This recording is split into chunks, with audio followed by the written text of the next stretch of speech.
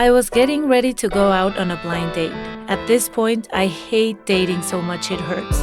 But I also know that if I don't put myself out there, I'll probably never meet anyone, and I do want to find someone. As I was getting ready that day, I had the music going like I always did and was drinking a calming glass of wine because for some reason I get nervous before a date. It sometimes feels like a job interview, and I worry about so many things that it's not even funny anymore. Take this one time, for example. I was on one of my very first dates after my divorce and arrived chewing a piece of gum. For minty fresh breath, of course. I then spent the entire first part of the date focusing on how I would get rid of the fucking gum in my mouth. Yes, swallowing was considered, but I didn't want to choke. The bathroom was too far away, and the restaurant was empty, so I didn't want him to stare at my ass the whole way there. I also did not want to spit it out on the table because that's just gross, and because there were no paper napkins. And I just freaked out about it for so long that I listened to 0 words of what he said. I know, crazy. Don't judge. It had been 20 years since my last date with a stranger. Another time, I went out with a really handsome man and the nerve factor elevated to crazy levels. So I stuttered,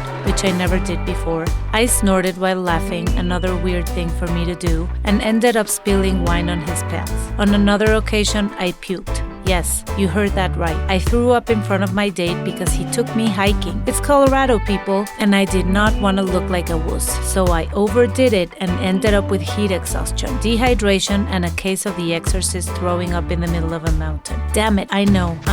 So by now you can tell that dating is hard, at least for me. I have had terrible dates and I can totally admit when I'm the one to blame. At the same time, it can also be incredible, and I have learned so much about myself during these encounters that it has helped me on my path to healing and recovery. I never thought that I would experience butterflies in my stomach again. And I have, and it's the most beautiful feeling in the world. I also never thought that at 45 I would be so concerned with people liking me, even more than me liking them. And I definitely have turned that narrative around. Another thing that I've learned is what I want and how I need and want to be treated. But mostly, and this one came from my marriage too, I now know exactly what I don't like and what I absolutely will not tolerate ever again under any circumstance. There have been slip-ups, of course, because Jesus, some men are idiots. But I'm clear about who I am and what I bring to the table. I'd rather end up alone than be with someone I don't like in a mediocre relationship. I'm not saying I think everything needs to be perfect. I know that does not exist. But I now know to look for my authentic self